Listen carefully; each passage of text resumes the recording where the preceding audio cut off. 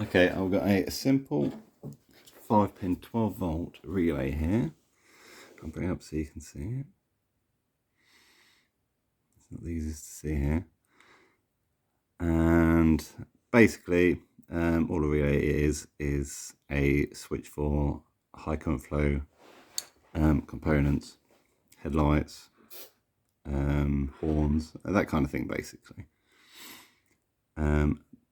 This side of the relay shows the wiring for the coil, pins A5 and A6. This side shows the wiring for the contacts for the switch inside the relay. With the coil side, basically what you want is a live and negative on either side. So either A5 or A6, live on one, negative on the other. This one doesn't have a diode in it.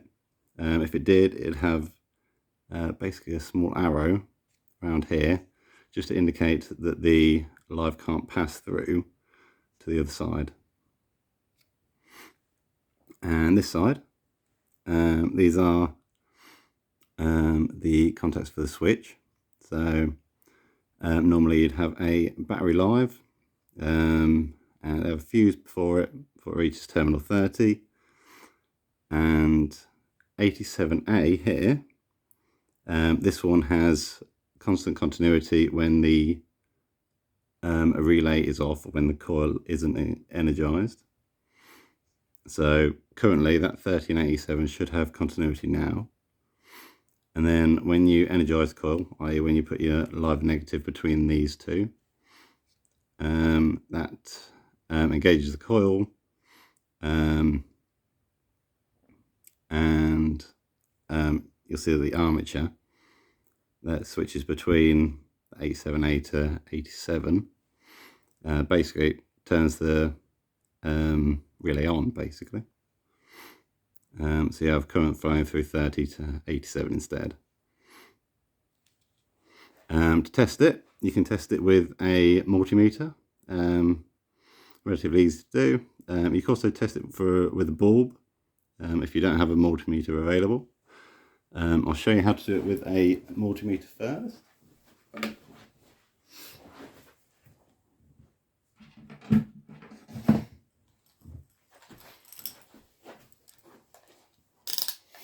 So to begin with, if you turn your multimeter around to continuity test, you'll see just there it's basically got I suppose like a sounder symbol. You touch the two pins or the two prongs on the end of your multimeter together, you should hear a beep. So that's working okay. If you look up here, you see currently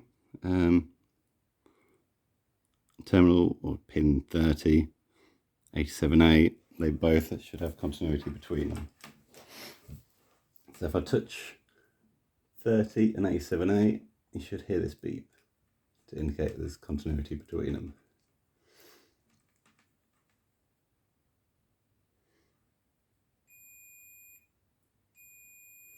Yeah, so that's working.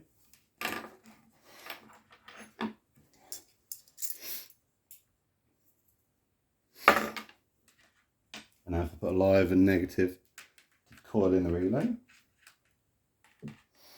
we'll use the brown wire as the live,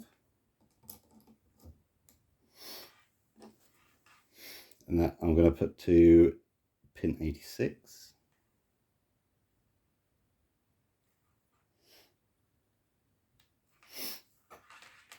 And the blue wire as a negative.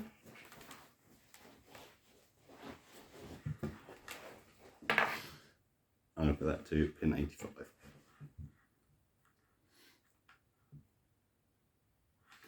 You should hear it click. And that's basically the coil energizing and the armature moving to the other pin. So now we should have continuity between 30 and 87.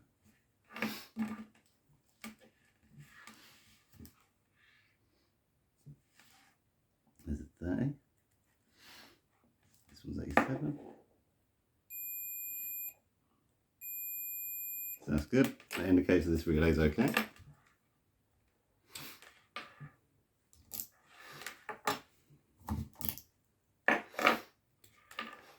If you don't have a multimeter available, you can test them with a bulb.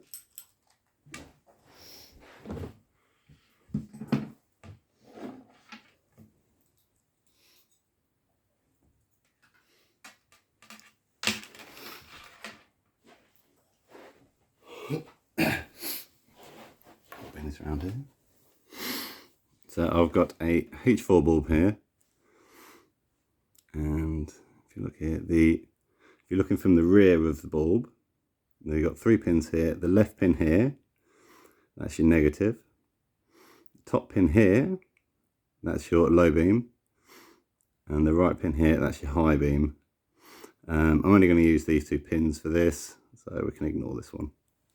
This is just an old headlight bulb that I had to spare.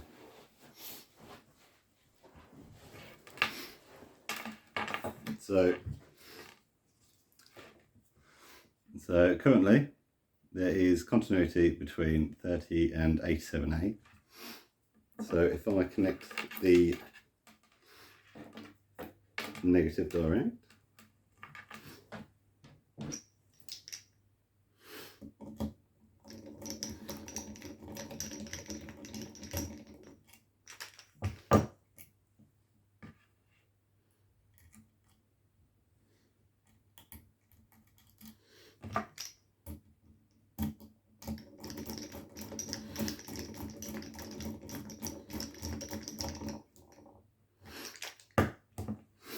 and if I put a battery live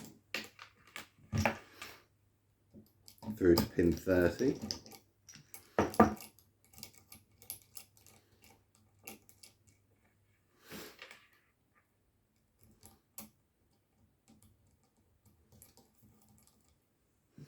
if you're not using insulated spray connectors, you should be a bit careful with this,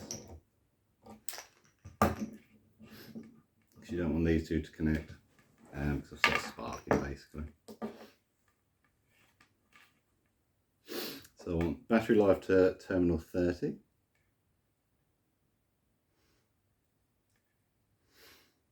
And 87A, sorry, 87A. And without engaging the coil at all in the relay, this should light up. Should do.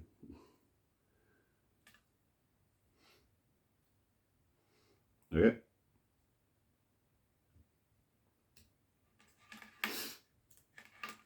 So that indicates that there's continuity between 30 and 87A. Now if I engage the coil, so if I put a live to 85, negative to 86, doesn't matter which way round on this one because there's no diode in it, that'll hinge the armature, I suppose, to pin 87. So I'll try that next. So again, I'm going to have a battery live to terminal 30.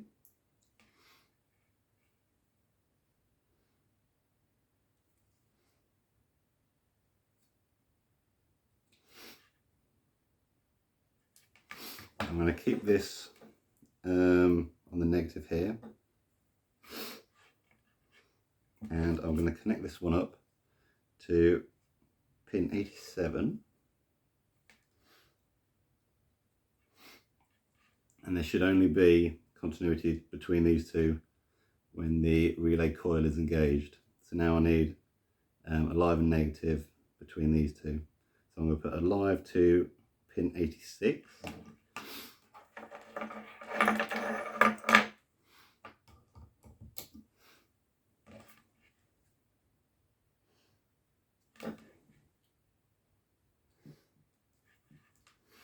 And a negative to 85.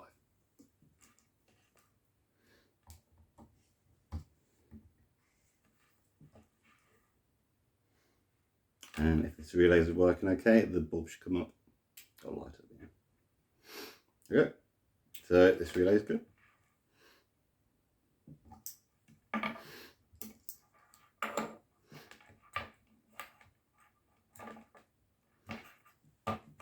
Thank you for watching.